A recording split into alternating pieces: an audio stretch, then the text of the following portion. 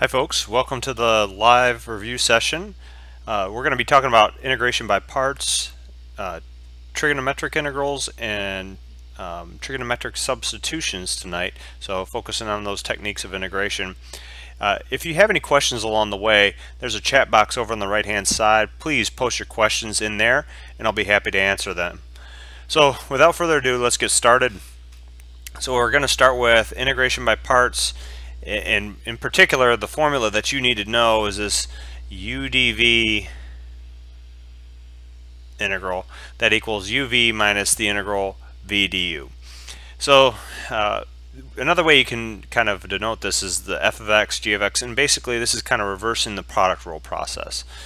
So I'm going to be picking problems that you struggled with. I got some information and people posted questions either through email, or I can look on WebWork as well and kind of get a feel for some of the things you struggle with. Now obviously I'm going to be randomizing numbers, but hopefully this gives you an idea of how to work some of these problems. So without further ado, let's get started. Evaluate this integral, and the whole trick to this is figuring out what is your u and what is your dv in your original integral. Now in this case, I'm going to put a u sub 1 because of what's about to happen, and a dv sub 1. But you can just write usually u and v. But in this case, what we can do, and just to make it a little bit easier on ourselves, notice we can rewrite this integral as 8 times the integral x squared cosine of 2x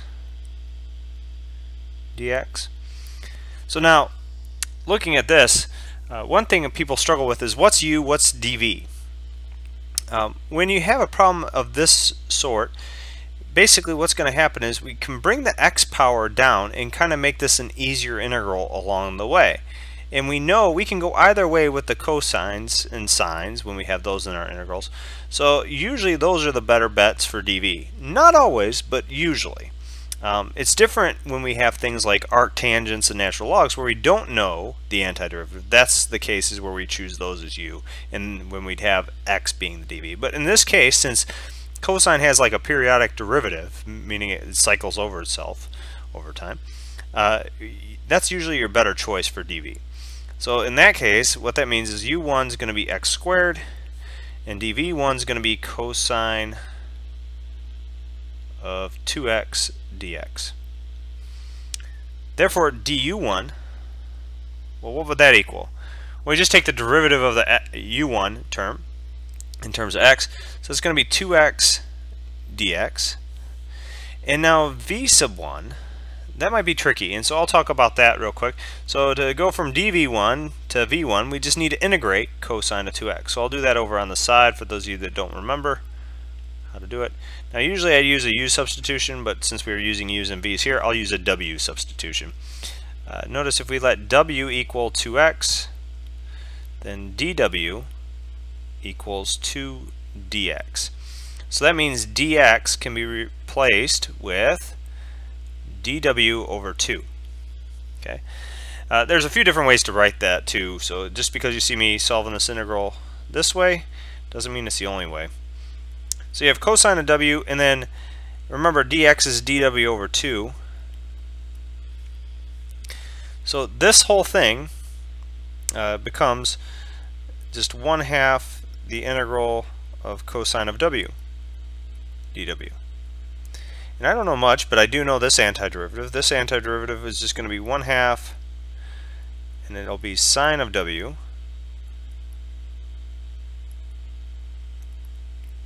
plus some constant c. Now w is 2x, so this is 1/2 sine of 2x plus c. But we don't have to put the plus c part when we write the v1 here, so we'll just write 1/2 sine of 2x. Okay, so hopefully that lets you know where that came from. And moving forward from here, I'm going to erase this little spot on the side so we can have some room to finish off the problem. That was just our work for that antiderivative. In time, you can start to do these in your head. When you see the constants in there, it'll just basically be the reciprocal of that number appearing inside times x as long as it's just an x and not an x squared or an x cubed. That's where it gets tricky. So this becomes 8 times the integral. Oops, I should say not the integral anymore. 8 times. So our uv is, now we have a u1 v1, but it goes u1 v1. So it goes x squared times 1/2 sine of 2x. Then minus our integral, it'll be v1 du1. So minus, it goes v1 should be 1/2 sine of 2x again. But du1 is 2x. Oops, dx.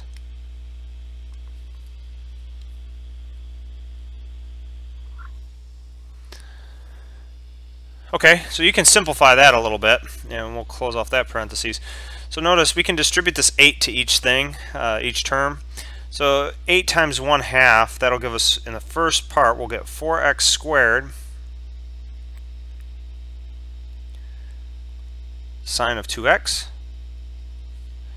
minus the 1/2 and the 2's will cancel in that second bit. So you're left with the 8 going times that integral. What are we left with? 2x and then sine of 2x.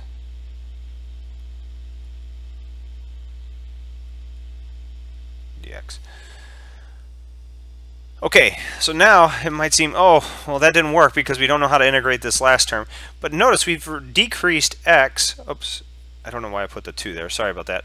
The 2 and the 1/2 canceled, so that's just x. My apologies. Got a little excited there. So now we have x sine of 2x. What do we do from here? Well, in this problem, we can actually use integration by parts again. Notice we could decrease x's power one more time as long as we choose that to be our u. So what I'll do is I'll just, the first part, remember it's there. We'll actually solve this integral. We have a -8 integral x sine of 2x dx. Okay, so what happens in this case? Well, in this case, I'll use u sub 2 this time, and dv sub 2. Now, some people might choose x as their dv2. The big problem with that is you just reverse the process of what you've done. If you're trying to repeat, if you make it better for yourself, you always want to kind of go along the same lines for your dv's. So if we do sine of 2x dx, and we choose u2 to be x, notice that we have du2 equals dx, and then v2 in a similar manner to what we just did before. So first off, the antiderivative of sine is going to have a negative cosine involved, but remember we have a constant term in there, so that's going to be -1/2 cosine of 2x. And you can check that. If you have questions, just let me know. I'll be happy to show it again, but it's basically the same process of what we just did. The only difference is instead of sine being in there, we now have cosine. So we can actually now evaluate this integral. So you have a -8 out in front. It goes u2 v2, so x times -1/2 cosine of 2x. And then minus, it goes v2, so -1/2 cosine of 2x times du2, which would be dx. Okay, so now we can distribute that -8. So notice that gives us -8 times -1/2 is +4, so we get 4x cosine of 2x. And then minus, minus, minus, that'll make a plus, or a plus and then a minus again. So minus, and then 8 times 1/2 is 4. So 4 times the integral of cosine of 2x dx. And so this will finish off right here. We actually already know the antiderivative of cosine 2x, and that comes from over on this side where we just started. Okay, so this can be written as 4x cosine of 2x, and then we know that that's going to be 1/2 sine of 2x, so minus 4 times 1/2 sine of 2x, and now we can add in our c. And so this whole problem, in terms of what happened, notice we recall that we started with that 4x squared, so we get 4x squared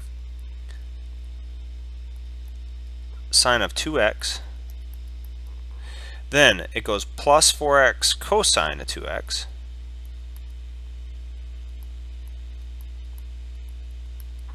and then minus 4 times 1/2 is going to be minus 2, so minus 2 sine of 2x plus some constant c, and that is our final answer. Okay, hopefully that made sense, since I don't see any questions. And if you do have questions, once again, post them in that chat box on any problem that you might see fit. But so yeah, I don't see any questions, so we'll just kind of move along, if I can. Oh, I know what I have to do. There we go. All right. So next problem, this one a lot of the people in the class tended to struggle on, so I want to kind of clarify as to what's going on here with this type of problem. How do we actually solve it? So we have e to the 2x sine of 7x dx. How do we handle this? So there's a couple different ways we can approach this problem. You actually have choices in terms of what you choose for u and what you choose for dv. To make it easy on ourselves in terms of the fraction, maybe I might choose dv to be e to 2x dx, and then u to equal sine of 7x. And the worst case scenario, if you ever do this and you do it incorrectly, you'll just see, oh, we aren't getting anywhere. This one, it does start to look like you aren't getting anywhere. And the reason why, if you notice, the derivative of e to 2x will involve an e to 2x. The derivative of sine, granted, it'll go between cosines and sines, but you'll get back to sines sooner or later. We're going to use that fact that both of these kind of cycle through the same sort of results to actually cycle back and get to the original problem. So notice with the v, the antiderivative of e to the 2x dx, that's going to be 1/2 e to the 2x. Now if you don't remember that, please let me know. I'm happy to kind of go through that and show you how that integration process, you just let u equal to 2x, and then you take your antiderivative afterwards. In the second case, the derivative of sine of 7x is cosine of 7x times 7, which I'll put right here, and then a dx. So using our formula, if you recall, it goes uv minus v du. So the uv is just sine of 7x times v is 1/2 e to the 2x minus v, which is the 1/2 e to the 2x, and then a du, which is 7 cosine of 7x. And so the question popped up, can I go over how we got v? Yeah, no problem. That'll be just fine. So how do we get v? So let's take the integral of e to the 2x dx.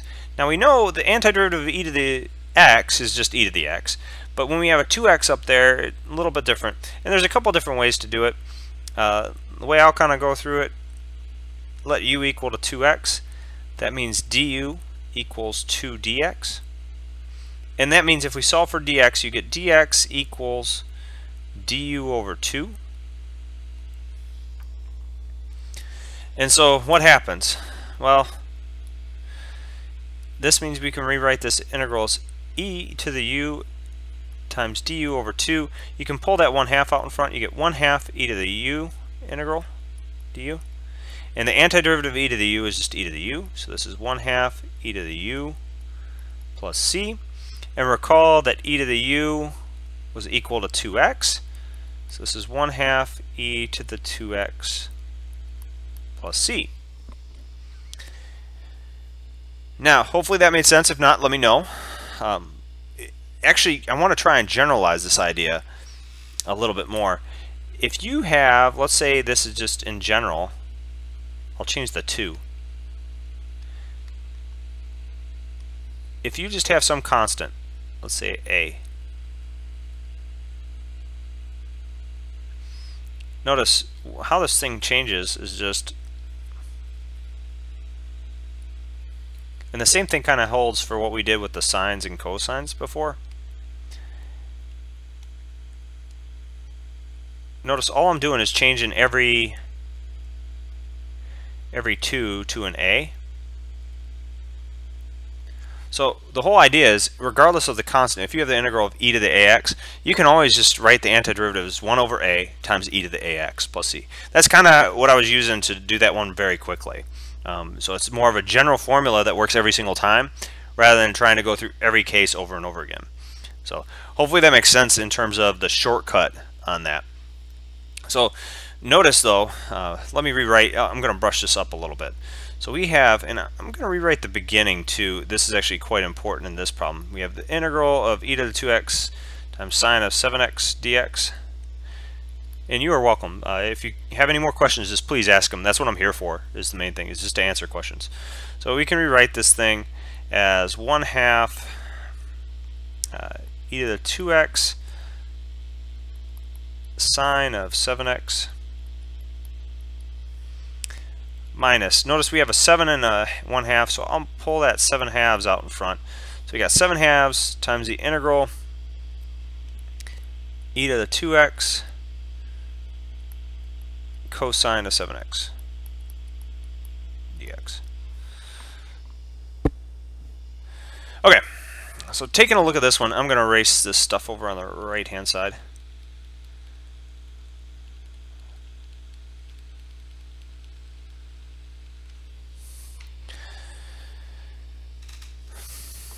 Okay, so now looking at this thing, we have another integral over on the right hand side that we haven't solved for. And if we choose our u and dv, and now I'll make it u1 so we don't confuse it with the original one, u1 and dv1, what we have to do is be slightly careful here. So before we chose u as sine of 7x, and dv was e to the 2x. So what that means down below, we have to choose dv1 is e to the 2x dx. If not, what we've done is we just reversed the process. If you just kind of go back and call now u1 e to the 2x, that's when we run into trouble. Otherwise, if we had called dv sine of 7x, we could actually solve this problem that way too. So there's actually multiple ways to find a solution in this case. So we actually already know this antiderivative. It's 1/2 e to the 2x. And remember, since we're doing integration by parts, we don't need to write the plus c. So now though, we have cosine of 7x, so something a little bit different, a little bit more interesting. So du1 equals -7 sine of 7x dx. Now we got to watch out for that -7/2. That tends to trip people up. So you get e to the 2x integral sine of 7x dx. I want to illustrate. Notice I'm writing that down multiple times. There's a reason. There's a method to the madness here. This is 1/2 e to the 2x sine of 7x. Awesome. Glad to see you here, Chelsea. So, minus, so we have 7/2. Now what? Okay, so we got to do that uv stuff again. So you get u is cosine of 7x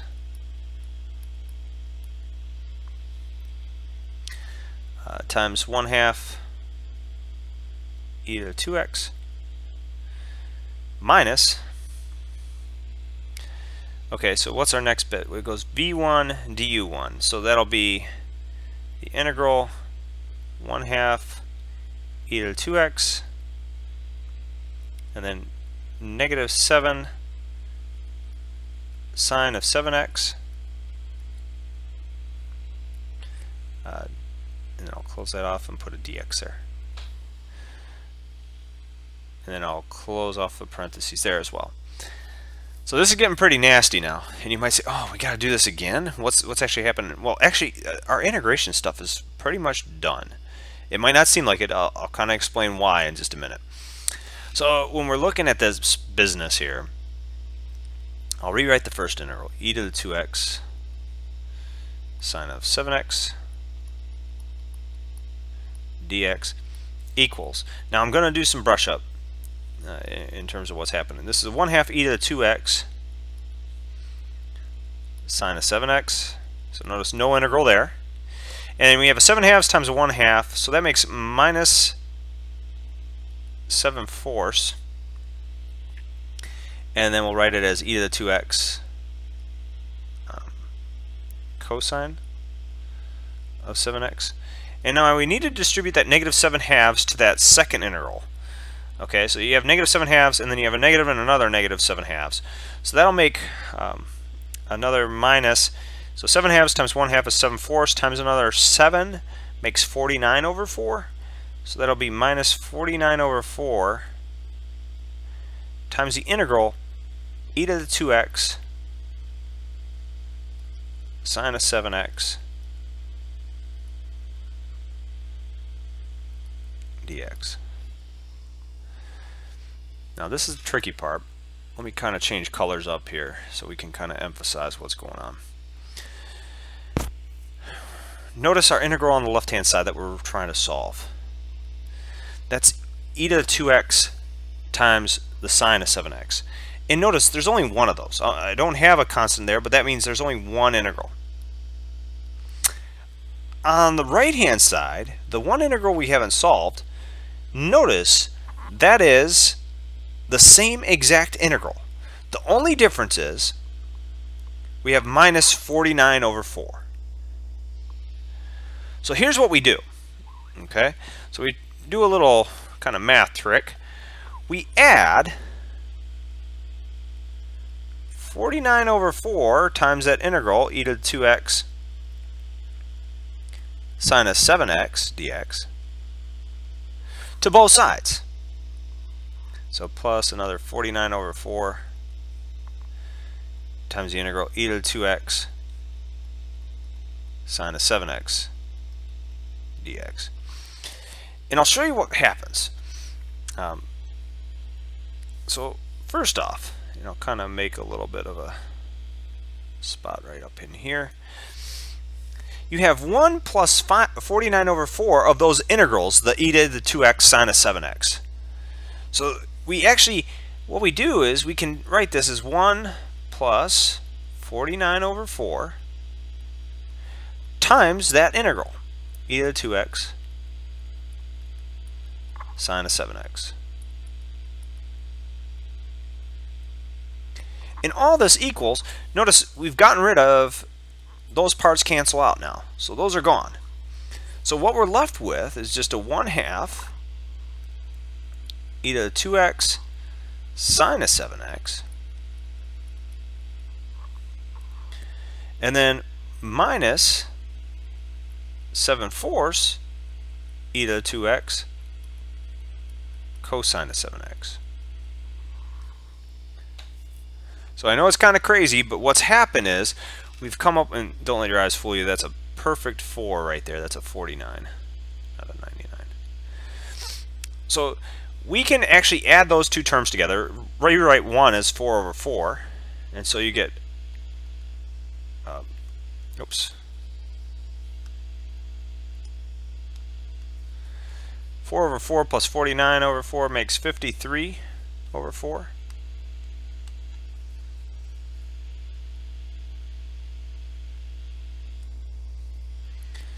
And then this is times the integral e to the 2x sine of 7x dx. And that equals, I'm going to simplify this right hand side. Notice both of those have an e to the 2x. You can factor that out. So e to the 2x, and then we'll have 1/2 sine of 7x minus 7/4 cosine of 7x. You don't have to write it this way. I'm just trying to save myself some space here. That's all. So you can rewrite it as the same exact thing. That's fine too. So now what do we do from here? Well, I'll shift back to black. Here's what you do. how do we get rid of the 53 over 4? You multiply by 4 over 53 on both sides. Okay, so now when we multiply by 4 over 53 on both sides, notice these things cancel over here, and we're left with the integral of e to the 2x sine of 7x dx equals, pull the 4 over 53 to the front. You could even multiply it on through, but that's not necessary here. We don't care so much. Oh, and I forgot to put the plus c, but we will now. 4 over 53 e to the 2x, or e to the 2x, and then we have 1/2 sine of 7x minus 7/4 cosine of 7x, and all that goes plus c. Whew! A lot of work, but that's the integration by parts, and that's the trickiest case that you run into in integration by parts, where it kind of cycles back on itself. You just have to do it twice, and then you add it to the other side. The process is the same. If you have two functions that kind of repeat the derivatives over and over again, that's basically what you're going to do. So whether it's sines or cosines that you start with, e's, or some other function that has some repeating process, that's where you run into those type of problems. So I don't see any more questions on this problem, so I'll kind of move forward, and if something does come up, just let me know. Next stop is trigonometric integrals. So first off, in order for us to talk about that, is trigonometric identities. The first two that you're going to need to know is when you have integrals involving even powers and only even powers. And these are known as your half angle identities.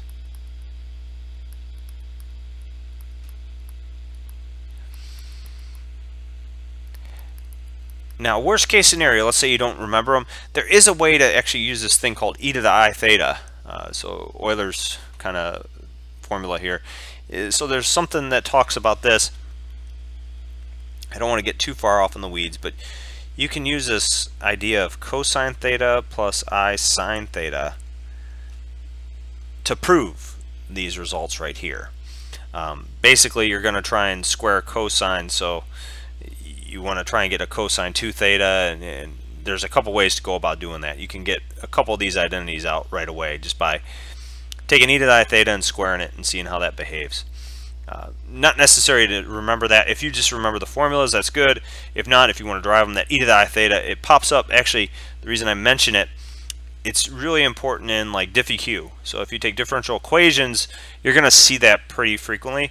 So it's a good formula to know. And if you aren't sure about it and you want to learn more about it, just let me know and I'll be happy to kind of walk you through those steps.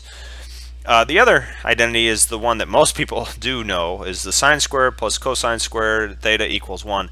I want to kind of touch on that because from this you can actually derive a couple other trig identities as well. So as long as you have the half angles down. Oh, and notice both of them involve cosine 2 thetas. It's 1/2 times this quantity. The only difference, think cosines like each other, so that's why you have a plus with that cosine, and then the sine and cosine do not like each other. That's why you have a minus between that and the constant. That's the way I kind of remember it.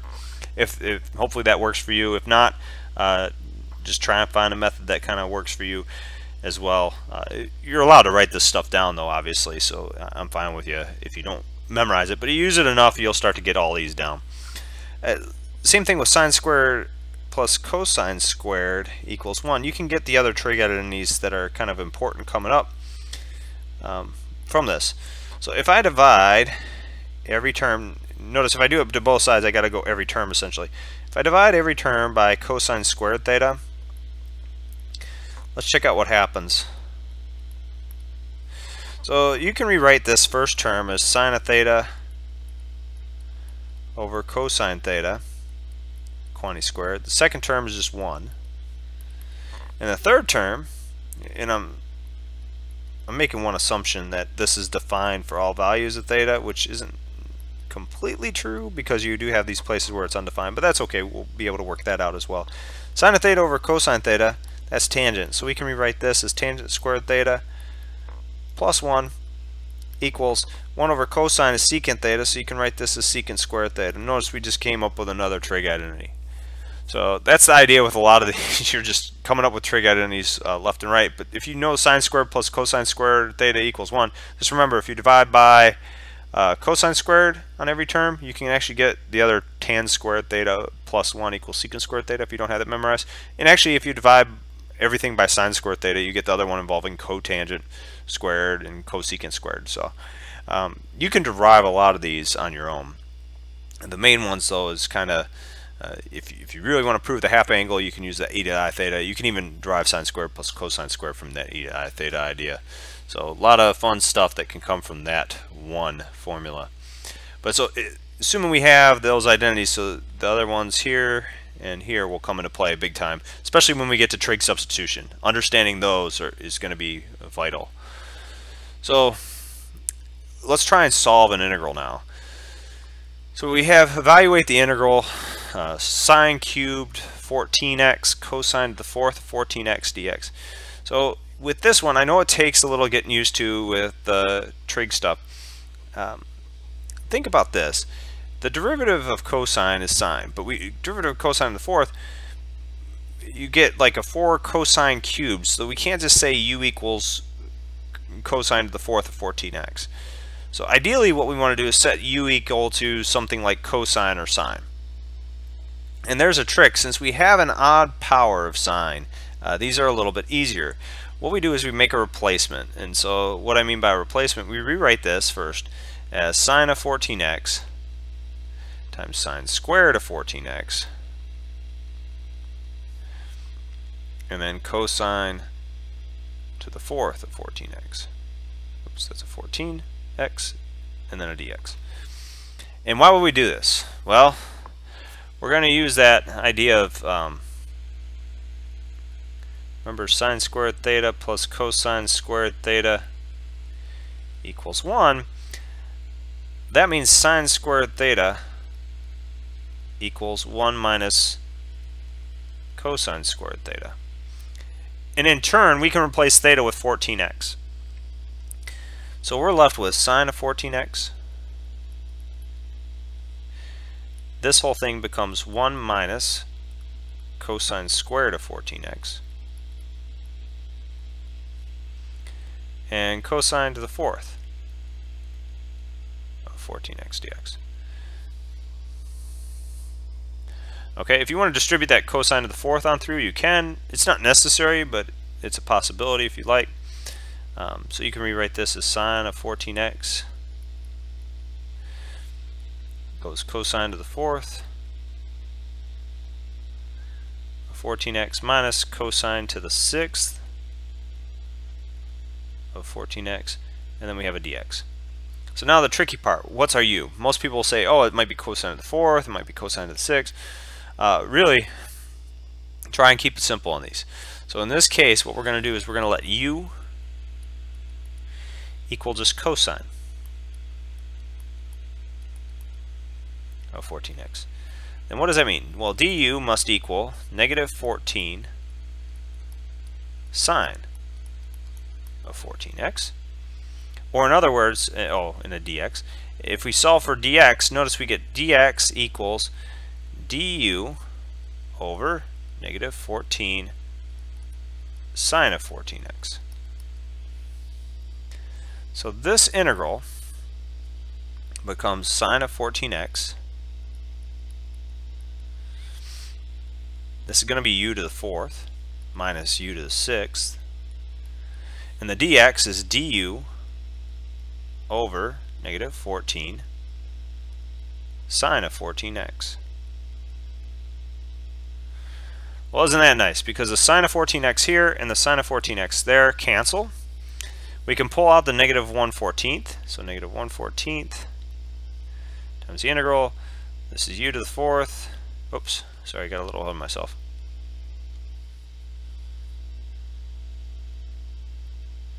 Minus u to the sixth du.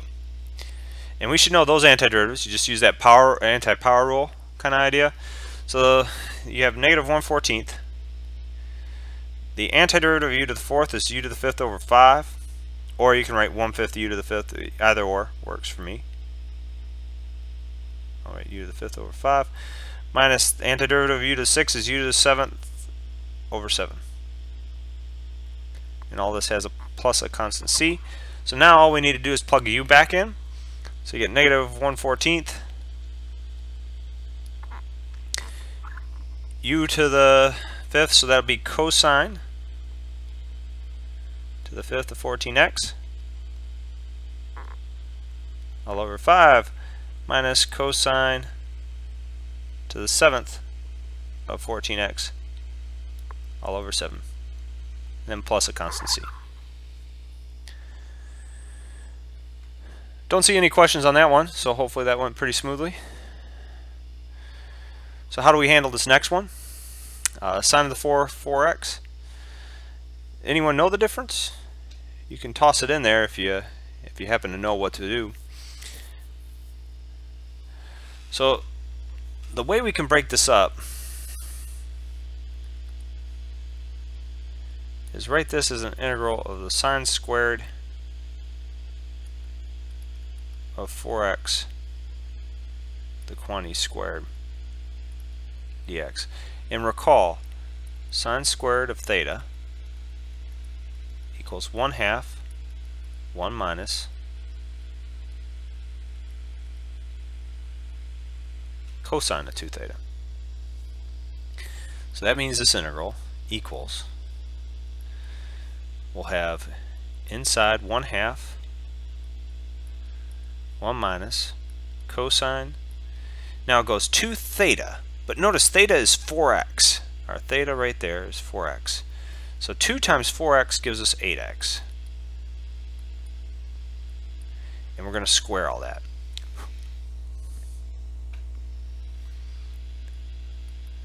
So what happens here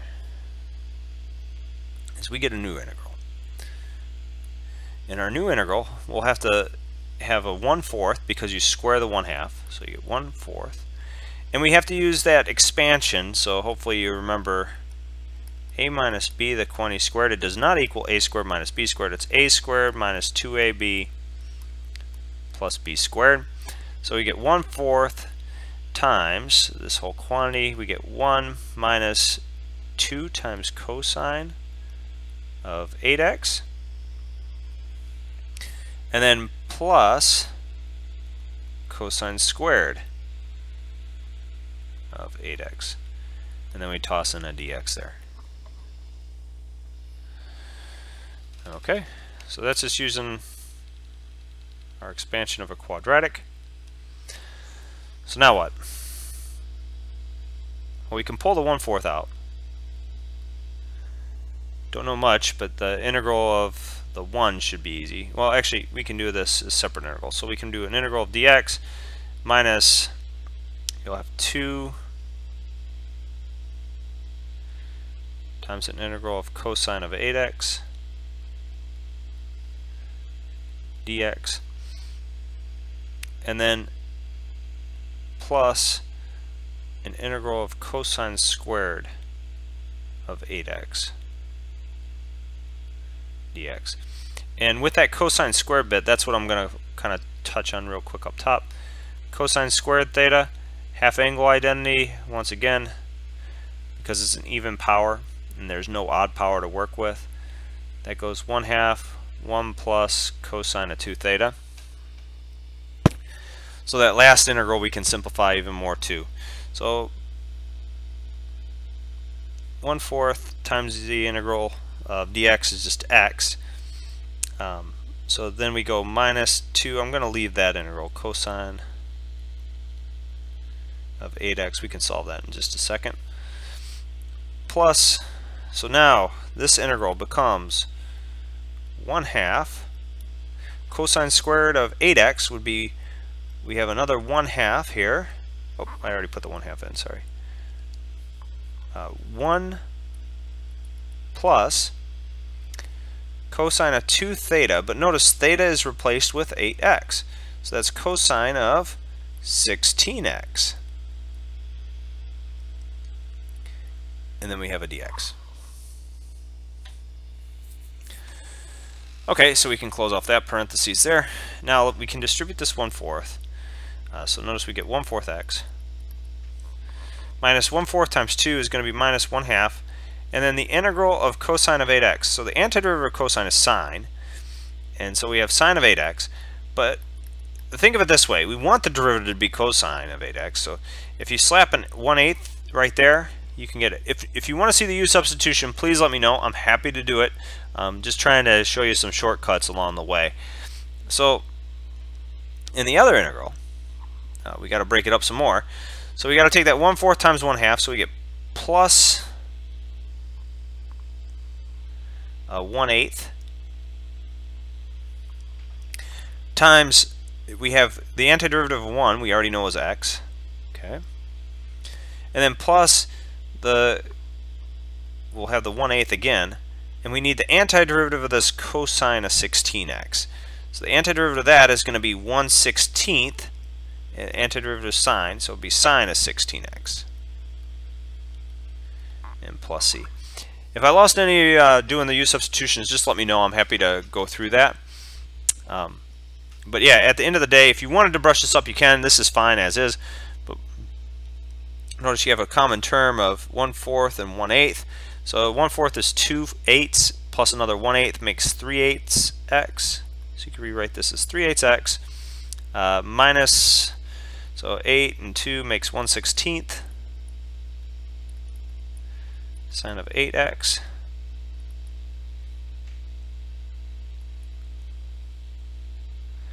And then what else do we have? We have 8 and 16, isn't that 128, I believe? So that's 1/128 and sine of 16x plus c. Come test time, you don't have to worry about, you could leave it as the previous line. That's more than fine. But just so we can see what happens, how this brushes up pretty nicely. Okay, I didn't see any questions on those antiderivatives, so I'll keep on moving forward. Now, let's see how this one works. There is a trig identity that I left out that you might want to know from time to time, and it works on problems like this. So for example, sine of 2 theta equals 2 sine of theta cosine theta. So we have a double angle identity. That one's going to be useful in this. And so what happens is we can rewrite this integral as -10 cosine x plus sine of x dx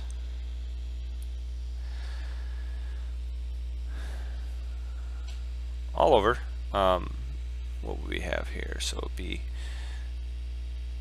2 sine of x cosine x. So this is pretty interesting. This equals -5, and I'll break this up into two separate integrals. So we have -5 times, we got cosine x over sine x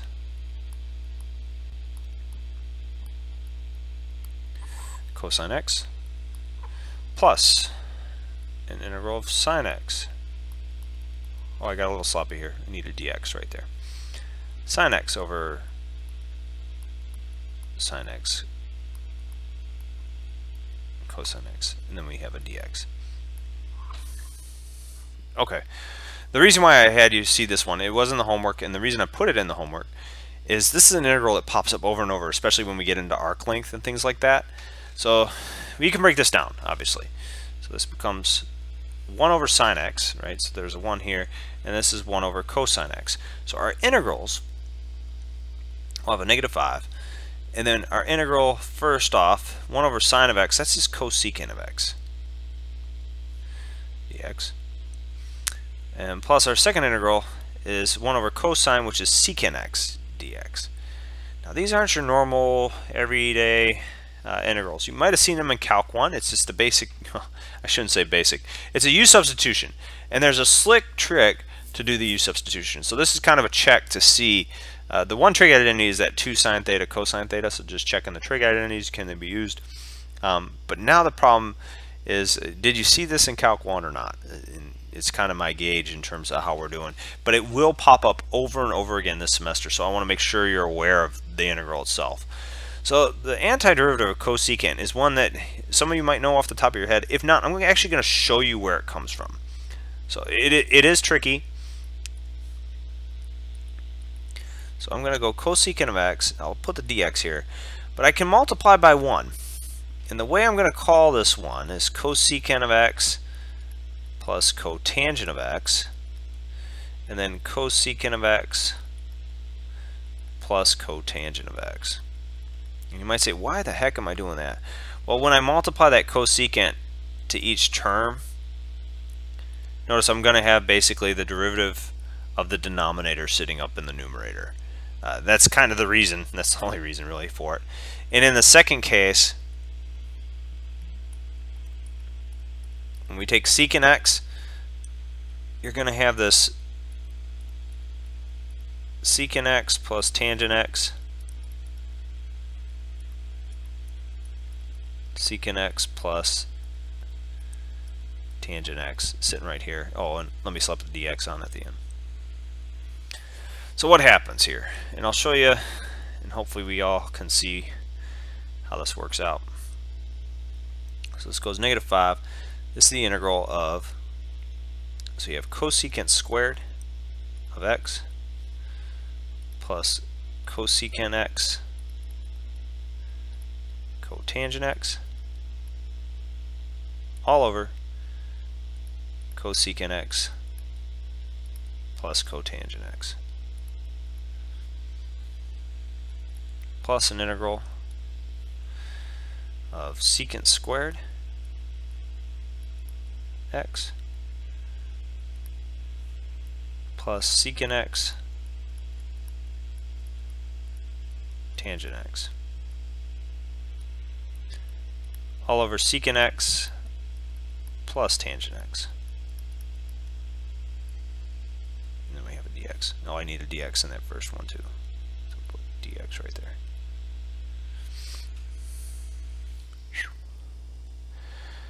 Okay, so here's how the tricky part goes. You can let I'll do it in the first one, and I'll kind of, if you want to see the second one, I'm happy to show it. Cosecant x plus cotangent x. What does that mean du is? Du equals, well, that would be negative cosecant x times cotangent of x minus cosecant squared x, and then all that's a dx, right? So you might say, that doesn't quite match, we have a negative symbol. But notice I can factor out a -1 out of both of those terms. So if I multiply both sides by -1, here's an easier way to think of it. Negative du equals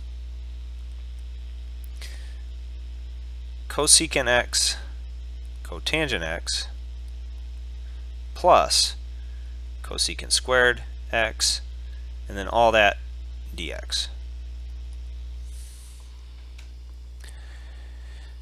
Rather than use a u substitution, on the second one I'll use a w substitution. So w equals secant x plus tangent x, then dw equals secant x tangent x plus secant squared x, and then that whole quantity dx. Notice that does match the numerator right up there. So we can rewrite this thing as -5 times the integral. Notice we have negative du all over u. Okay, in that first case. And then in our second case, plus we have a dw right over there all over w. Okay. I know it's tricky seeing where these come from, but as I said, this is just one that it's going to pop up over and over again. I want to make sure you're aware of the antiderivative, and then you can kind of cut them short. So the antiderivative of cosecant, you can always say what it is, and then antiderivative of secant, you can always say what that is. So notice what this equals is -5, and then this would be negative natural log of u plus a natural log of w, and then we close that off and put plus a c. And we can distribute that -5. So our answer, our final answer from this spot to down here, -5 times negative natural log of u makes 5 natural log of u is cosecant x plus cotangent x. Not worrying about the constant, it'll always have a negative symbol out in front of it, so keep that in mind. It'll have a negative natural log of cosecant x plus cotangent x is always the antiderivative of cosecant x. So that way you always have it in your toolbox there. -5, then we have a natural log of, and w is secant x plus tangent x.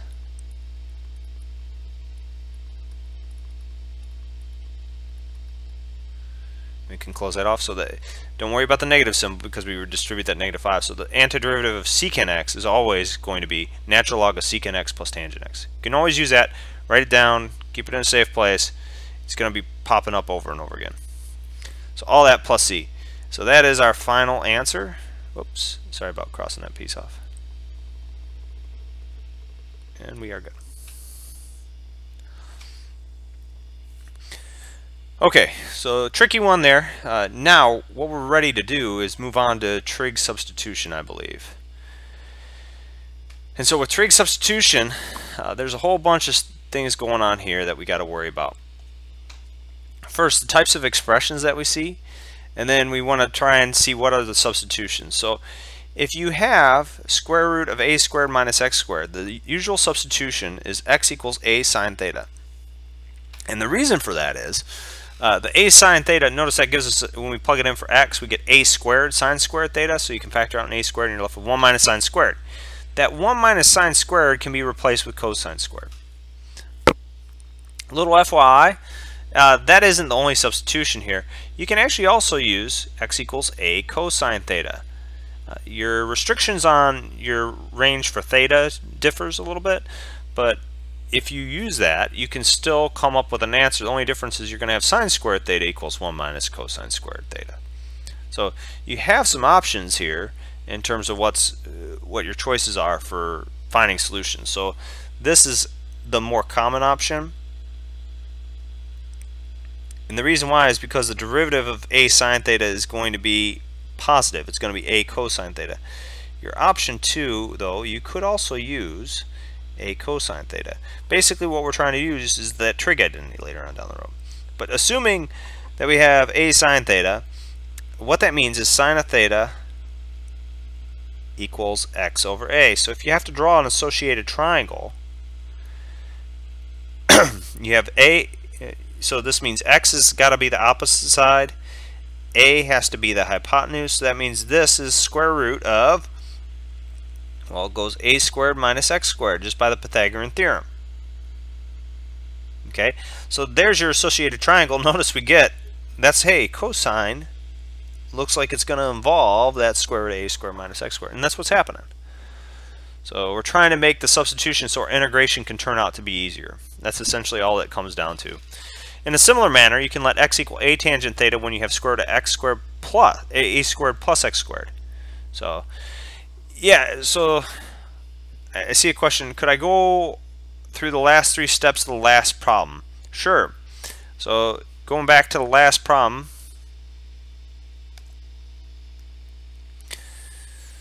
so finding this u and dw, let me see if I can mark this correctly in terms of where we're looking. Are we looking starting from right here? So it said, sorry to interrupt, but could you go through the last 3 steps of the last problem? I'm just wondering if it's from the spot where we had that rewritten in terms of cosine squareds and sine squareds.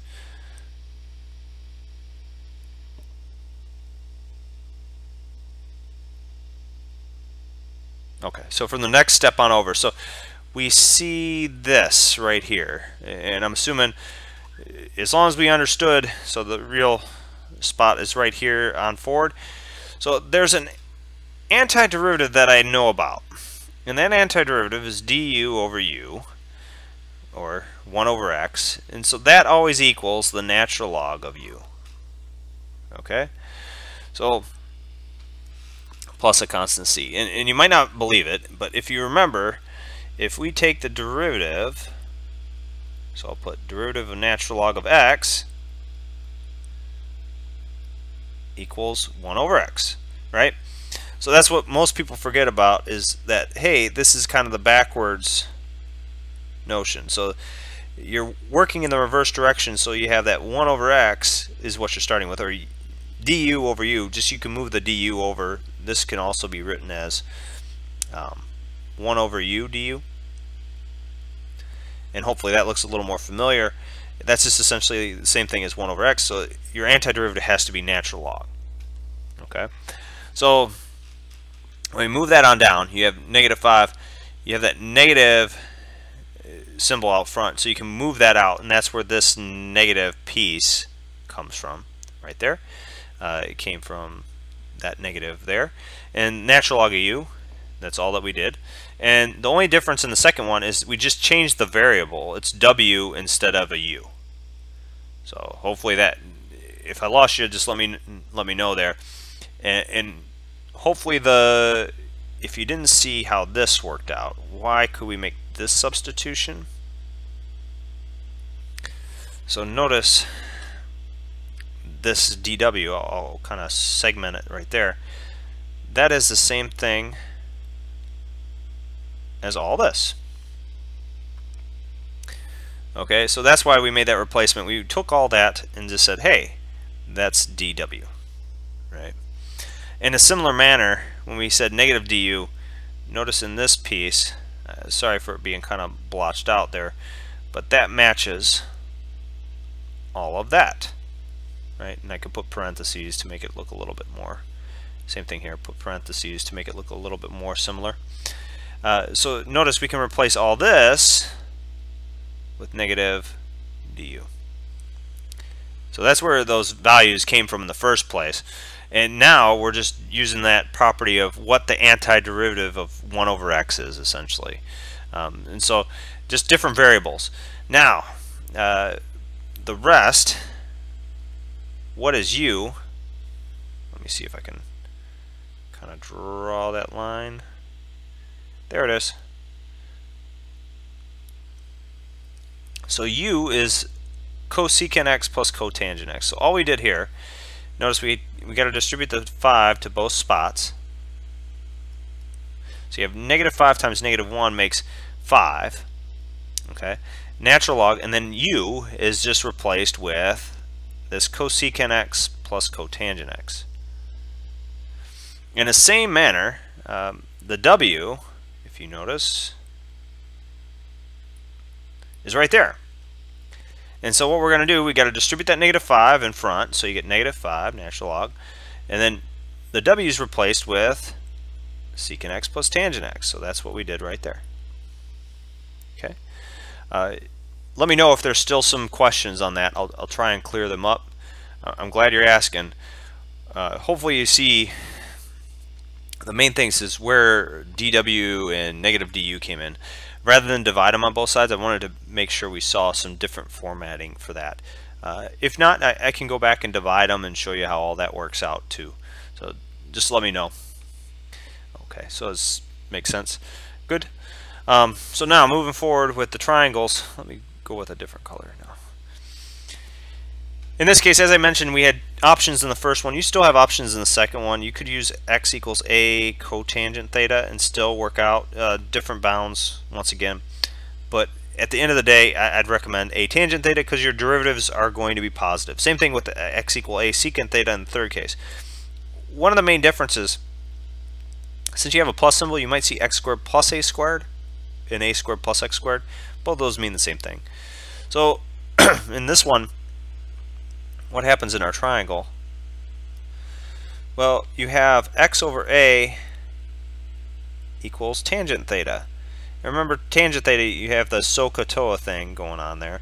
So the TOA business, that's opposite over adjacent. So the opposite side is going to be x, the adjacent side is going to be a, and that means that this has to be square root of a squared plus x squared. So notice you're seeing that square root pop up again. That's the whole idea with all these. The main trig identity you're going to use is you're going to be able to factor out a 1 plus tangent squared and replace it with secant squared. So when you take the square root of secant squared, you're going to have a secant of theta sitting out there with all those types of trig substitutions. The last but certainly not least one, x equals a secant theta. You could also make the substitution x equals a cosecant theta. That's fine. Remember, same thing though, if you remember this trig identity, the tangent squared theta equals secant squared theta minus 1, all of a sudden you're going to be able to factor out a tangent squared and take a square root. The other part that you're going to need to know, in this case you have x over a equals secant theta. Now secant theta is a little bit trickier. It's a 1 over cosine theta. So this is theta.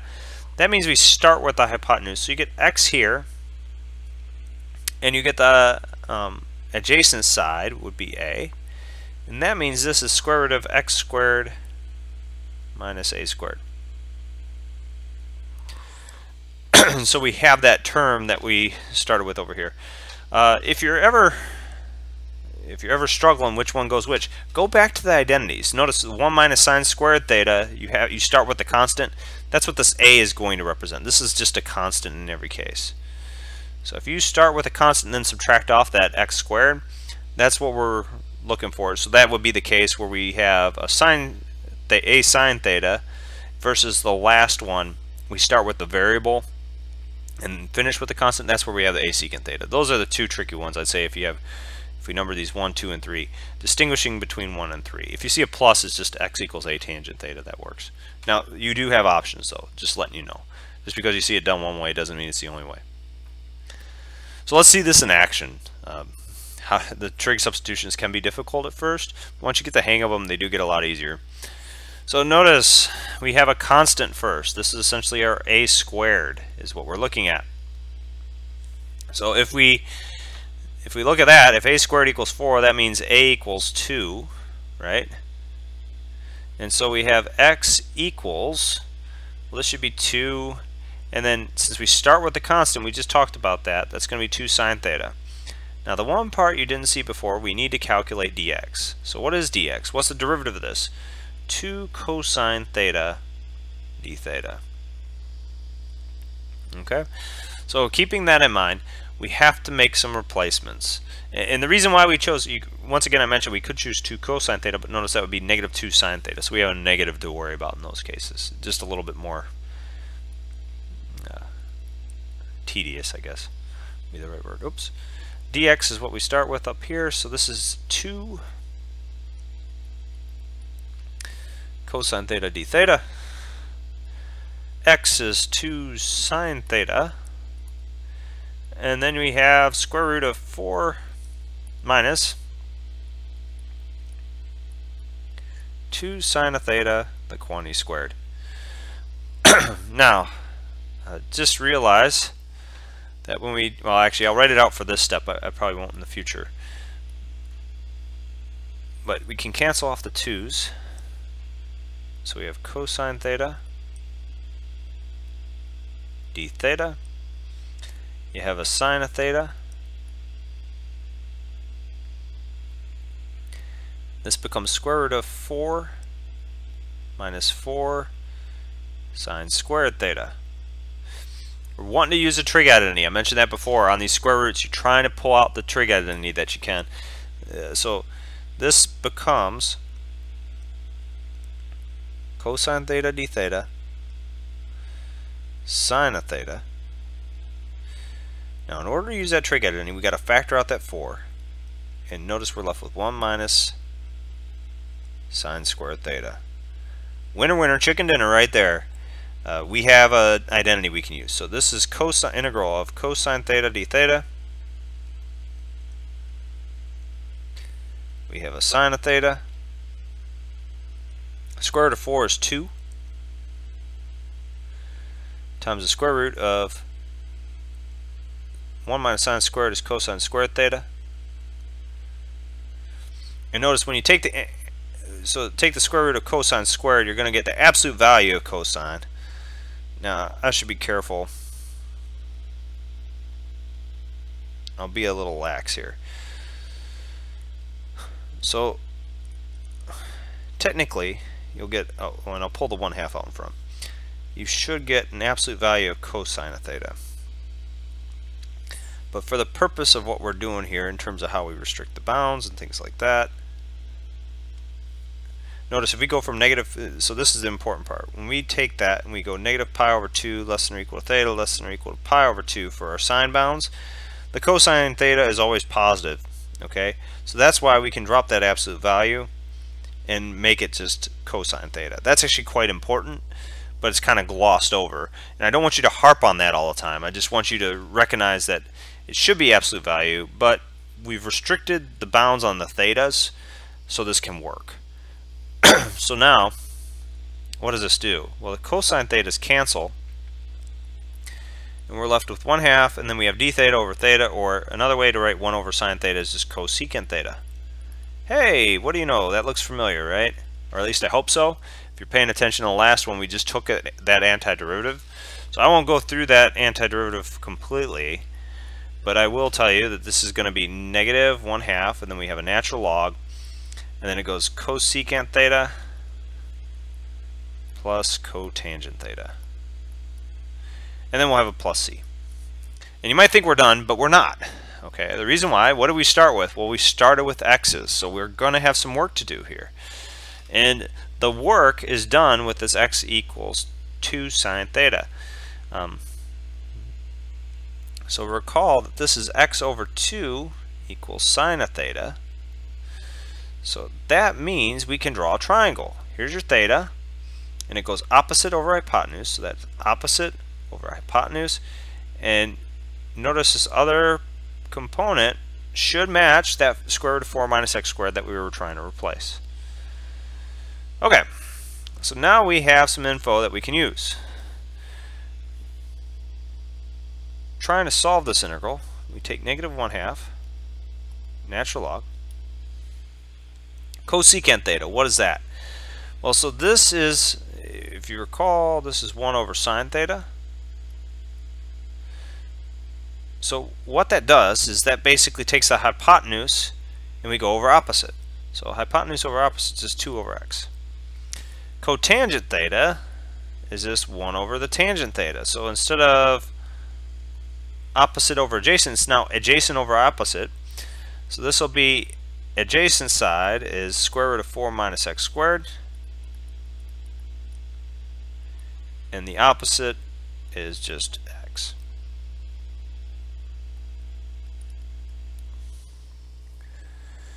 Okay, hopefully that makes sense on that problem. I don't see any questions, but we're just basically using this idea over and over again. And I'll end with one that's really tricky here in just a minute. I think we have one more in between. I want to try and show you one of each type. Oh.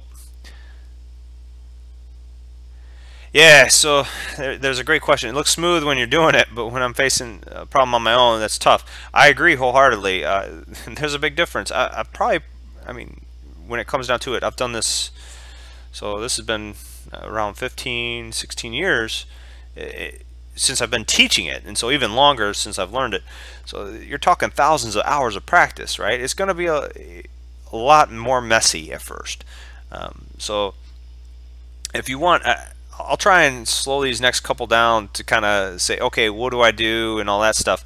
And that's what you can kind of look at. How do we kind of break this down piece by piece? So that's what I'll do is I'll try and slow it down and more of how when I originally learned it, what's going on. But yeah, what you're seeing is probably a little bit more polished. It's just been practice. I mean, so there's more of a struggle, trust me, when I first learned it too. So it definitely goes like that. So when I look at this problem, there is one thing that you should recognize real quick. The first thing that should make it easy on you, that -5, who cares about that? We'll just pull it out, right? Don't leave the constants in there, because that's just going to make your life really hard trying to do all these antiderivatives with the constants in there when we can just multiply them at the very end, right? Just keep that in mind. So let's say we didn't know. Okay, well, you have a table, or at least I hope you took notes and made the table. So we need an x squared plus 9. Ooh, we have an a squared, that's a constant. A squared, that's a constant. Ooh, oh no, none of these. Oh, but remember, plus, we can reverse the direction of this. And so when we have a squared equals 9, that implies that a equals 3. Okay, so going back to here, notice that means that x equals, we have options, but let's use the tangent. So this is 3 tangent of theta. Okay, and I'm going to need to use that triangle over on this side too. So all those should be in my mind, and I'm probably going to use this identity. So if I use all this stuff, I'm going to be in good shape, right? So that's what I'll go back to. So we'll go back and remember we're going to need to use a triangle. You can do it right away. There's no harm in it. But so we need the x equals 3 tangent theta. The other thing, let's see. Okay, so let's take a look here. What do we have? We have a dx. We haven't accounted. We've accounted for the x's. We have not accounted for that dx. So let's take care of that too. So what's the derivative of 3 tangent theta? So the derivative of tangent, let's think about that, is secant squared. So you get 3 secant squared theta d theta. Okay, so maybe we're ready to make some replacements, and that's the whole idea, is can we make replacements?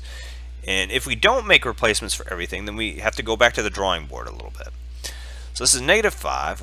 Okay, what happens here? So we have 3 tangent theta, so let's make sure maybe we want that in parentheses. So a common error that you might see, people will cube the tangent, but they'll forget to cube the 3 coming up. So that's why I put that in parentheses. That's replacing all of x. And then same thing down below. We want to replace all that x with 3 tangent theta. So we're going to square that, plus 9. And then dx, so that's got to be 3 secant squared theta d theta. Okay. So now where do we go from here? Well, we'll leave that -5 out in front. 3 tangent theta cubed, so that'll make 27 tangent cubed theta. Down below, let's see, I'll do some side work here. So this is 9 tangent squared theta. So that means we can factor out a 9 from both terms. So that's 9 tangent squared theta plus 1, right? Let's look back just in case we didn't know, right? You can look back at the trig identity. So I'll go back a couple pages. Oh, 1 plus tangent squared theta equals secant squared theta. And if you recall, say you didn't remember that, remember we just divide sine squared plus theta plus cosine squared theta equals 1. Divide every term by cosine squared theta. You'll come up with that identity. Okay, so we're back to here. So that makes 9 tangent squared theta plus 1. We can rewrite that as 9 secant squared theta. So notice I'm just referring to that little chart there for you. That's all there is to it. Just if you have a chart up, it might help you tremendously. So now, and then we have a, what else is left? 3 secant squared theta. Okay. So now where do we go from here? Well, let's see. We can rewrite this in a d theta. My apologies. Alright, so down below, that becomes just 3 secant theta. So this thing equals -5 times an integral 27 tangent cubed theta. You have a 3 secant theta, and then a 3 secant squared theta d theta. Notice the 3's cancel. That secant theta will cross off that square on that. Okay, so where can we go from here? Well, -5 times 27. Easy way to kind of do these things in your head. Take remember you can write 27 as 20 plus 7, right? So -5 times 20 and negative 5 times 7. So negative 5 times 20 is negative 100. Negative 5 times 7 is negative 35. So that's going to be negative 135. And I know you didn't probably need to do that for 5 times 27, but if you get larger numbers, you can always break it apart like that and kind of work them out. So we have negative 135. We have a tangent cubed theta and a secant theta d theta. Uh-oh. So this is now a trig integral. How do we handle this thing? So let's see, we have an odd power of tangent. Maybe we can work with that and possibly pull out, so like if the derivative of tangent is secant squared theta. We don't see that sitting there. So that probably won't work. I mean, you can try it and see, maybe you can possibly pull it out, but so we got to think of a different approach. What can we do? Well, we could pull out a secant theta tangent theta. So let's see, maybe we can do that. Negative 135 and times the integral.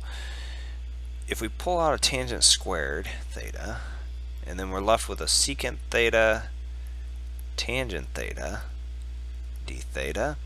Notice this right here is a derivative of secant. So if we could possibly get a derivative of secant out of there, we might be able to pull this off. And notice that tangent squared, we know a nice little result. So we know tangent squared theta. If you go back to those identities, you get that's secant squared theta minus 1. So that means we can rewrite this thing as negative 135 times an integral of, well, let's see, secant squared theta minus 1, and then we have secant theta tangent theta and a d theta. Ruh-roh. Where do we go from here? Well, remember, secant theta tangent theta is the derivative of secant, so we're in pretty good shape then, because we can let u equal to secant theta. And that's the real trick for a lot of these, is a lot of people will get to a certain point and I don't know, go back to u substitution whenever you think you can. Right? Try it. And if you can't get it right away, that probably means you need to make a different maneuver. So u equals secant theta, then that means du equals secant theta tangent theta d theta. And notice though, so now that matches exactly what we have here. So you can do the division by it if you want to do that instead, and that's fine.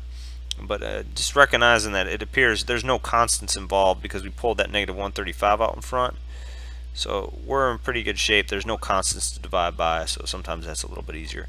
If you want to see me do it the other way where I divide, that's fine too. So you go u squared minus 1. And this whole last bit of junk is just du. Okay, so this whole thing equals negative 135. What's the antiderivative of u squared? Well, that's just 1/3 u cubed, or u cubed over 3, whichever way you want to write it, minus u. And then we have a plus c. You could, I mean, 135 is divisible by 3, but don't worry about that so much. I'm not too concerned on that. So you get 1/3. What's u? Well, we said u is secant theta. So secant cubed theta minus secant theta plus c. Oh no, we're stuck, right? Well, not right, not quite. If you recall, we'll go to the top. X over 3 equals tangent theta. Anyone know what we do here? So after we get that x over 3 equals tangent theta, how can we proceed moving forward?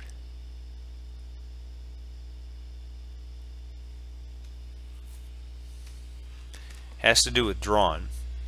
And the magical shape that you'll draw, you're going to do this over and over and over again. So you put a theta here. Tangent is opposite over adjacent, so that means you have an x on the opposite side and a 3 on the adjacent side. And that means we have a square root of x squared plus 9 sitting on the hypotenuse. So when it comes to the secant theta, well, notice both that we have secant theta and secant theta cubed, so it ain't going to make much of a difference. what does secant theta equal according to that triangle? Well, I'll actually draw that up there, and we'll refer to it down below. So secant of theta, let's think about that. Secant theta is 1 over cosine, so you're starting with the hypotenuse on top and an adjacent down below. So that means we got square root of x squared plus 9, all divided by 3. So at the end of the day, this thing equals negative 135. Oops. Times 1/3. We want to cube this whole thing. So we take the square root of x squared plus 9 divided by 3, the quantity cubed, minus the square root of x squared plus 9 divided by 3, and plus a constant c. You can simplify more if you need be, but we're pretty good to go at that point. So you get the gist of it. That's what I'm more concerned about. So I don't need you to be, oh, it's 1 over 81, then we can simplify here and there. Now, as long as you get to that point, you're in pretty good shape.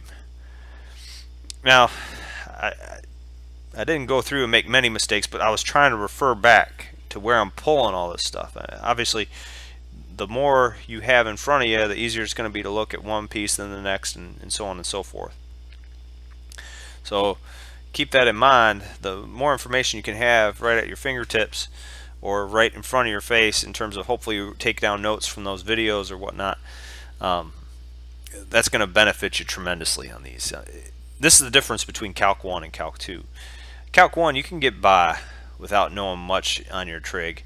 Calc 2, you're going to have to know a tremendous amount of trig, especially on these trig integrals and trig substitutions. It does change gears over time when we switch to applications and things like that, but you do need to know these in order to get by in Calc 2.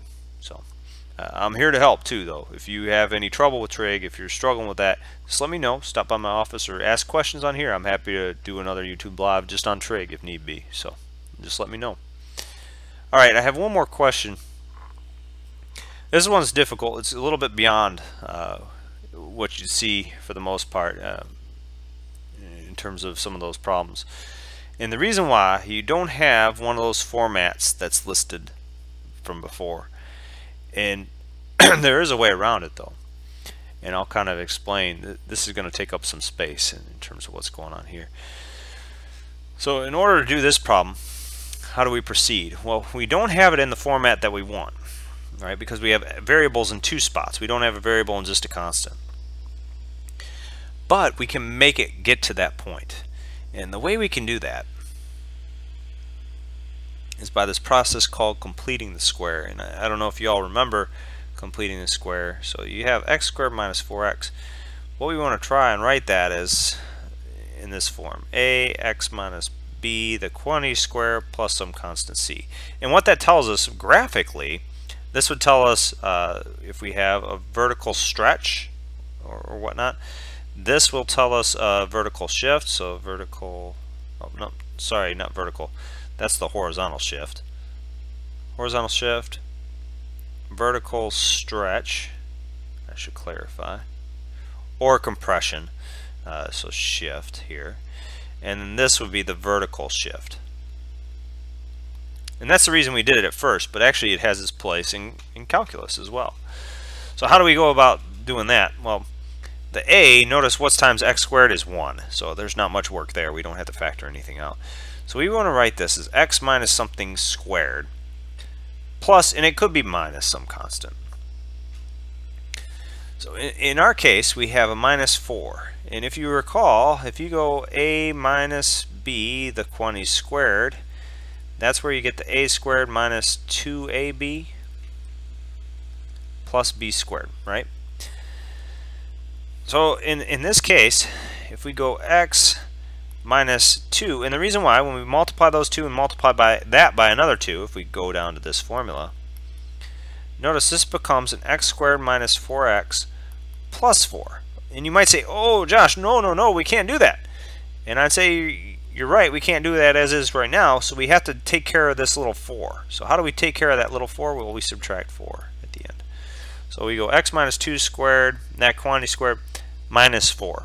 And that should take care of it for us. So you might say, why in the heck would we do this? Well, I'll explain in a second.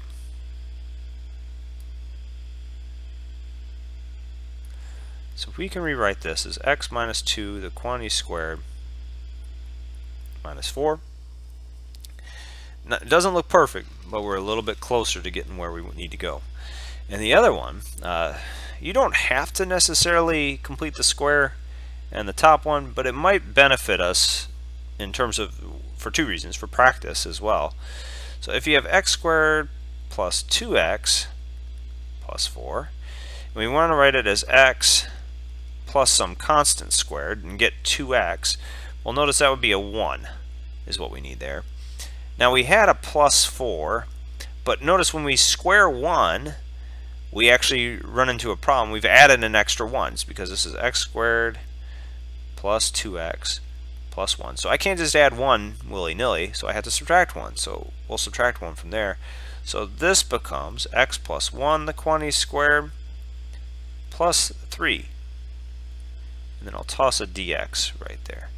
So that's completing the square. Okay, I don't know if you remember it or not. Not a huge concern if you don't right out the gate. It does pop up a little bit. We're going to move into working with polynomials in depth later on when we get to series. But it's a good starting spot. And you'll see how some of these trig substitutions go. This one's a tricky one. And there's a couple different ways to approach it. So you might say, that doesn't look like a trig substitution just yet. But we can make it look like it. And the reason why we can get away with a good old substitution, if you let u equal x minus 2, notice du equals dx. There's really no tricks there. And so that means also we have x equals u plus 2. So when we do this, we can rewrite this as x is u plus 2 up here, right? So u plus 2 plus 1, the quantity squared plus 3, all over the square root of, notice now, we are in business, u squared minus 4. And then we have a du just sitting outside there.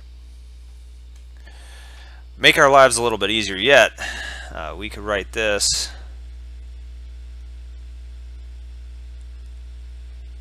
first part.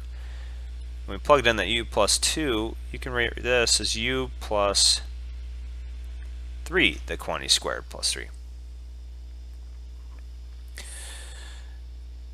Now, some tricks of the trade in terms of what happens.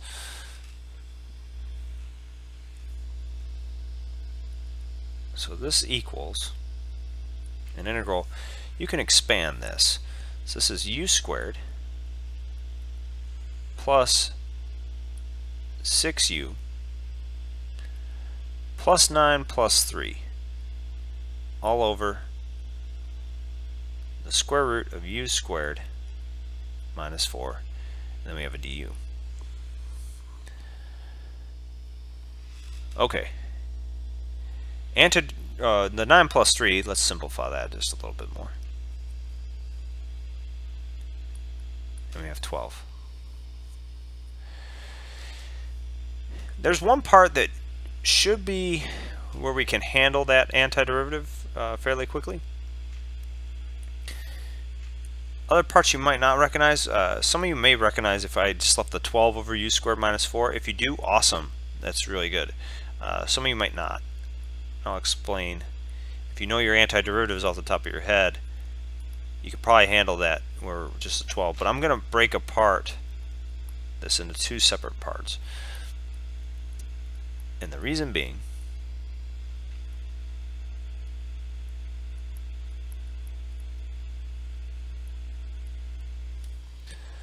the 6u and then the u squared minus 4, we can actually do that part. That's not too bad. And the way, usually we call it a u substitution, but we already made a u substitution. So if you let w, and I'm just going to focus on this one right here for right now. So I'll kind of separate that real quick. So with this, we can take and let w equal u squared minus 4. Then dw equals 2u du. So notice all I'm doing is a u substitution.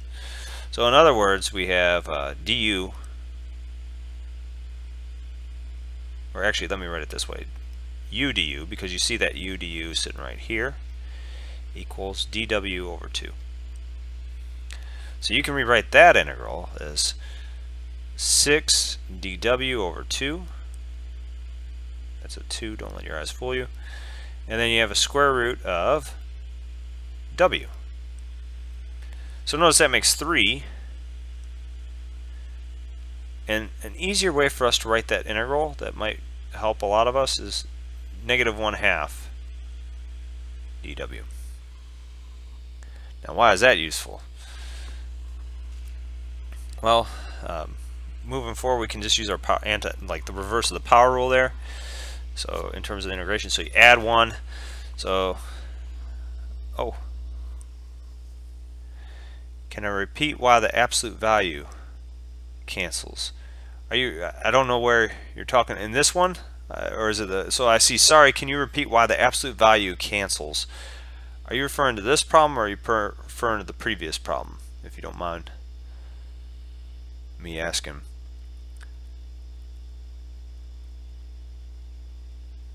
So there's no absolute value in this case in terms of what's going on. So I'm assuming it's the previous problem. Or if you're looking and you think there's an absolute value in this problem, let me know. It's just a typo in terms of what's going on, or righto, I guess you could say. If you're referring to the previous problem, let's see. Oh, same thing. When I take the square root, why does it become absolute value, and why does the absolute value drop? It's the restrictions on the theta. So that's the only reason, is when we had those, if you looked at the original sheet over here, all these restrictions on theta, that's making our values be positive, so we don't have to worry about those negatives. That's all that it's doing, really. So moving back to this problem, yeah, there's no absolute value in this. Those are parentheses. And sorry if it's hard to see, but yeah, all this stuff is just parentheses, what's going on in this. And if you're not referring to absolute value, if you're referring to a different part, just let me know. So the next piece, when you add 1, so let me write it this way. You get w to the 1/2 divided by 1/2. Right? And so what does that do? When you divide by a fraction, you multiply by its reciprocal. Oh, and I should put plus c. So this thing equals 6, and w to the 1/2 is just the square root of w plus c.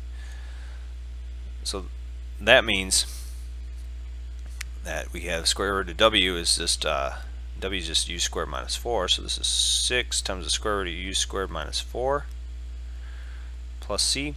But what is u? Well, if you notice, u back up here is just x minus 2.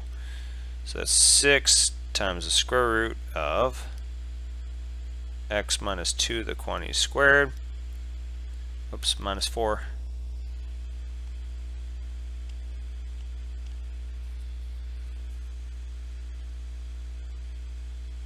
plus c. And so that's going to be the solution to that shindig. So I'll box that off. We'll deal with that in a minute. You know, remember, we're just kind of try and work this all the way out. So now you have this other u squared plus 12. What the heck is going on there? And u squared minus 4. So what is our substitution? Well, we got that square root down there. There's no simple substitution right away, and you might be able to recognize the 12 over the square root of u squared minus 4. That should be more familiar, but if not, no big deal. In this case, what we'll do though is we'll let u equal, well, if you go back to your chart once again,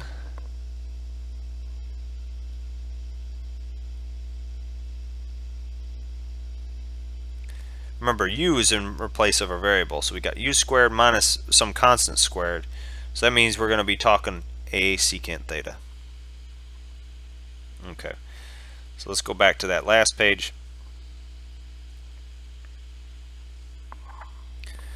So we have u equals 2 secant theta. Now you might be asking why 2? Well, this is, remember, this is a squared. So if a squared equals 4, that means a equals 2. And that means du equals 2 secant theta tangent theta d theta. Okay, so what happens now, right? Well, we can rewrite this integral, so I'm going to focus on this piece now. And so this becomes u squared, so that's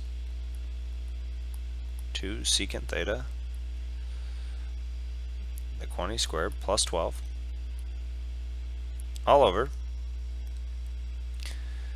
the square root of u squared. So that's going to be, notice, I'll just write it down here, u squared equals 4 secant squared theta, and that means u squared minus 4, by the way, should equal 4 secant squared theta minus 4. So we can rewrite this as 4 times secant squared theta minus 1, and then we need that du, so that's times of 2 secant theta tangent theta d theta.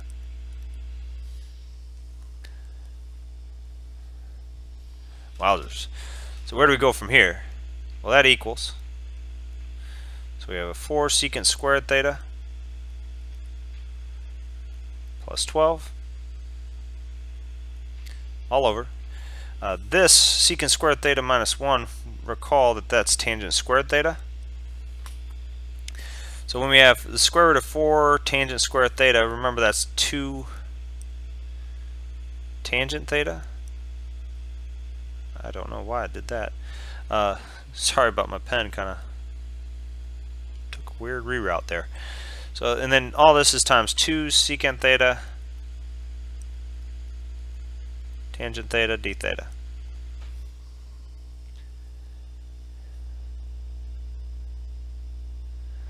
Oh, okay. So the question was about the lifetime. If you can just let me know, I'll go back to that. So here's, it said, sorry, my question made no sense to where we were. My video was not with the live time. Yeah, you can ask a question after I finish up this problem. Just let me know which problem you want to talk about, and I'll be happy to cover it real quick. So I'll finish this up and we'll go back there. Just kind of keep me posted in terms of where it occurred, which page. And you'll see the page at the bottom where you see like this right here. That's where the pages occur. So in terms of what happens, the tangent thetas, they cancel. The 2's, they cancel. And so what are we left with? Well, we're left with an integral of 4 secant cubed theta. Oh, well, the tangent, I'll just write it all in one line. So 4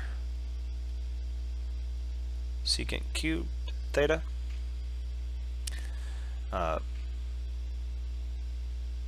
plus 12 secant theta, and then that whole thing d theta.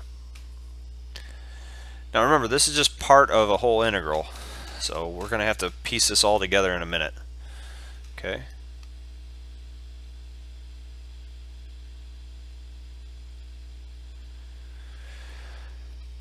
So now integral of secant cubed, and well, maybe I can square.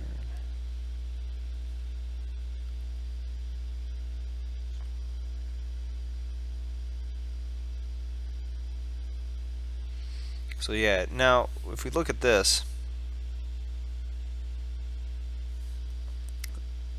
integral, you may recognize, some of you may have seen this in the video. If not, I'll kind of discuss how to go about it. You might think we need to use trig integrals right away, and technically this one's a little bit different because you're gonna try and solve, and I'll actually do that right down below. We already know, first off, this antiderivative, so we can toss that in there. So we can have this equals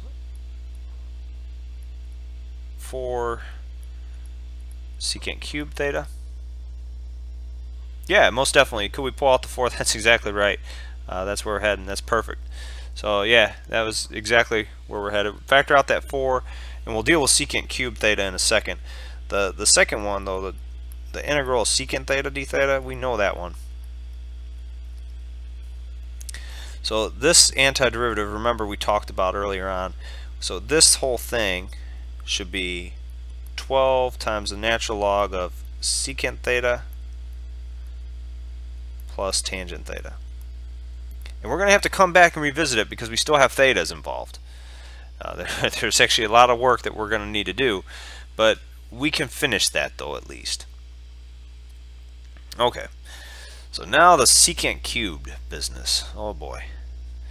So the integral secant cubed. Notice there is a 4 in front of there, but I'm just going to drop it for now, and we'll just multiply by 4 at the end. Okay, as Amber pointed out, that was a great job, Amber. We don't have to deal with the 4 until the very end.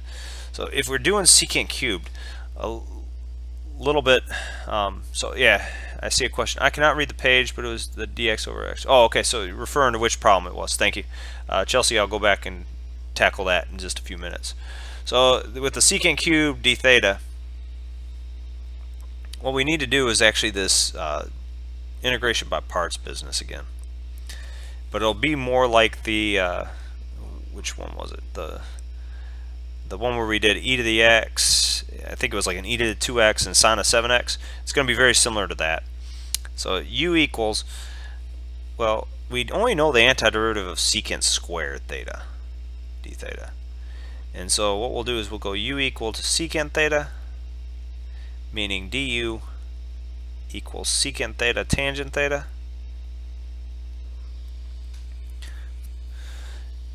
D theta. And hopefully we know the antiderivative of secant squared theta, that's just going to be tangent theta. So now, using that integration by parts, get uv, so that goes secant theta tangent theta, minus, and it goes v du.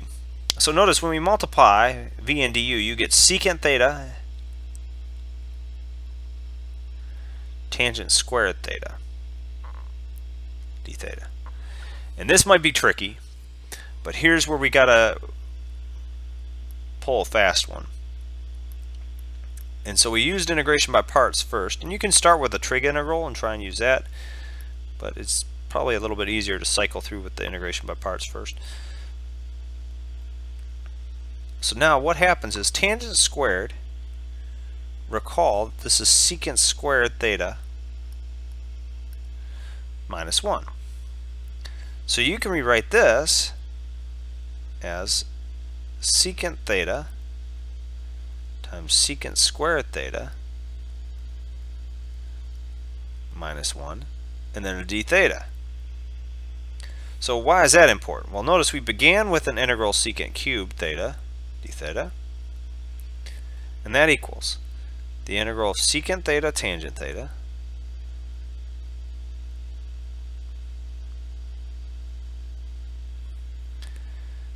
minus an integral secant cubed theta d theta, and then minus a minus would make a plus an integral of secant theta d theta.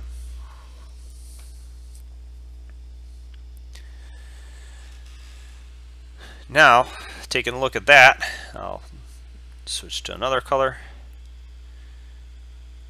Notice this term, there's one of those, and there's another one. When we add this, notice how it's negative, so when we add it to both sides, notice that makes 2 times the integral of secant cubed theta d theta, and that should equal secant theta tangent theta plus the integral secant theta, which we already know, that's natural log of secant theta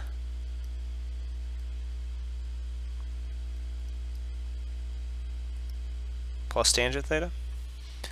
So the integral of secant theta tangent theta, or secant theta tangent theta, sorry, the integral of secant cubed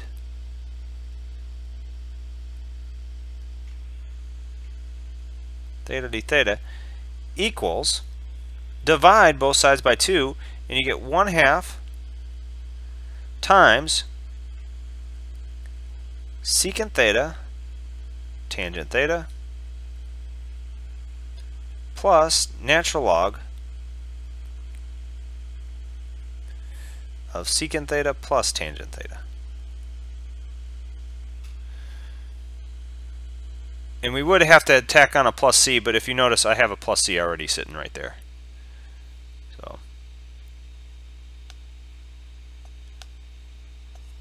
let's see if we have any more room. I doubt it. So now what's going to happen? Okay, so we have all this junk, and we got to piece it all together. So when we had this, so I'll go back to this line. 4 was times this whole integral. So I'll erase the secant cubed d theta, which we just worked out, and replace it with what we just found it to be, 1/2 secant theta tangent theta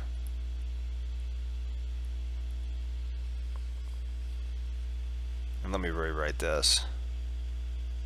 Notice that second one is written right here with that arrow. So we'll tie that all back in. So we'll go 1/2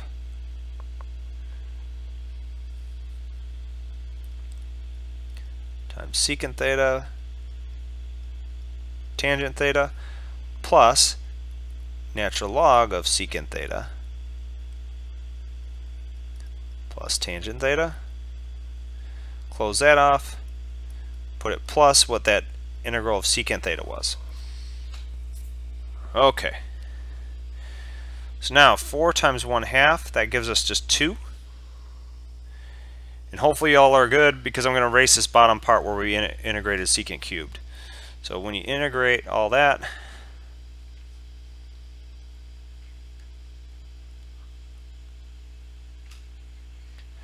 we don't need these pieces.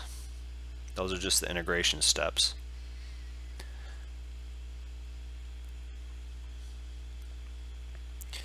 And you can see actually there's a table of integrals, and you'll see the antiderivative of secant cubed in there. But I just want you to be able to see where it comes from. And hopefully you see the usefulness of understanding that antiderivative of secant theta in the meantime. So now, let's solve this thing. So this is 2 secant theta tangent theta. So this whole integral was 2 secant theta tangent theta. Now we'd have a 2 natural log secant theta plus tangent theta, but we already have another 12, so that makes plus 14 natural log of secant theta plus tangent theta. And that was just equal to this bit. But remember, we have some work to do. We had said that u over 2 equals secant theta. So in terms of that, we can draw our triangle, put theta right there. U is our hypotenuse, 2 is our adjacent side, and that means this side is the square root of u squared minus 4. So brushing this up just a little bit, we get 2. So what's secant theta? What the heck does that thing look like? Well, secant theta is the 1 over cosine theta, so we go the hypotenuse over the adjacent, so u over 2. And then tangent theta is opposite over adjacent. So you get square root of u squared minus 4 all over 2 plus 14 times the natural log. Secant theta we already mentioned is u over 2 plus the square root of u squared minus 4 all over 2. And you might say, but wait, Josh, we aren't done yet. We have to plug in for what u was, right? And I agree. You scroll back up, and I'll write it. Well, you can see it right up there. U is equal to x minus 2. So we got to plug that back in, right? In the meantime, though, we can simplify this a little bit. The 2's cross off. And if you recall, what we really were integrating was this thing right here. And we also had this component sitting right there. So at the end of the day, here's what we have. We have the integral of x squared plus 2x plus 4 all over the square root of x squared minus 4x dx. Where the heck does this go? Well, so we have u times this square root of u squared minus 4 over 2. So I'll pull out the 1/2 and we'll write down what u is. U is x minus 2 times the square root of x minus 2, the quantity squared, minus 4, plus 14 times the natural log. U once again is x minus 2, so x minus 2 over 2, plus square root of u squared minus 4, so that's x minus 2, the quantity squared, minus 4, all over 2, plus, and then we have this last piece that we got to tack on, 6 times the square root of x minus 2, the quantity squared, minus 4, plus c. I bet you didn't anticipate seeing that in Calc 1, right? So the big thing here is, notice we're starting to solve some fairly complex integrals, right? This is not an everyday run-of-the-mill integral. It's not the only method, by the way. There's actually other methods. You could have recognized some of that stuff right away in terms of what antiderivatives we're talking about and things of that nature for solving it. But hopefully this makes sense in terms of that problem. And I don't see any questions popping up with it.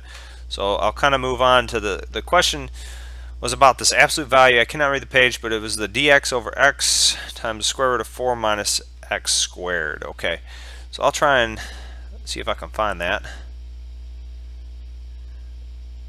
And I think that might be right here. Okay. So I think the question was originally, let me kind of go back here and I'll erase it. And we had a cosine theta in absolute value, right? And technically I should have been doing this in absolute value all the time.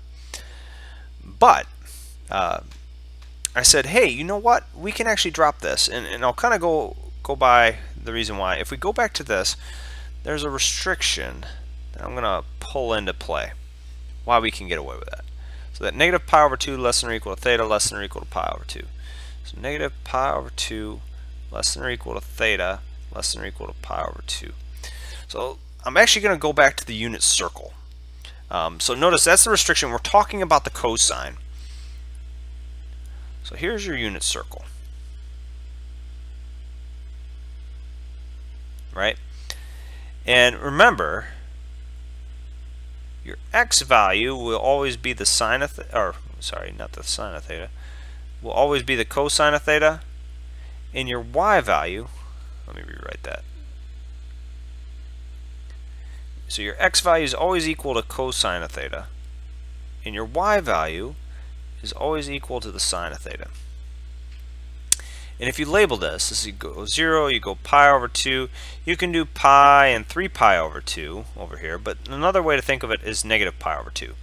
So the range of our sort of values, your angles are within quadrants 1 and 4, right? So you can have all these different sort of angles and sitting inside of here, but your cutoff point is negative pi over 2 and pi over 2. Okay? You can have any angle in between there. But now we want to look at the cosine value, right? Because we were concerned about this absolute value. So think about it. We're talking the x values here. What type of x values? Well, x is positive. In quadrants 1 and Q4. So since it's positive, if you take the absolute value of a positive number, the absolute value can disappear. Right? And the reason why is because we don't have to worry about if it's always positive in those cases. So that's why we can get away with it. It's the restrictions. And that's basically what's happening when we're playing the game with these. You see the restrictions, and I didn't go in depth on that, but there's restrictions for a reason. We're trying to make it so those integrals can basically fall apart in terms of when the absolute value when we're taking the square root, because we should always have an absolute value involved when we have something squared underneath there. But so since it's always positive, we don't have to worry. So okay, seems like that makes sense then. That's great. If there's any other questions, and I don't see any here, just please, you can post them on the YouTube live review discussions, or you can post them, send me an email, or whatever the case may be. I'm happy to help. So hopefully you found this useful, and thanks for attending. Have a good one.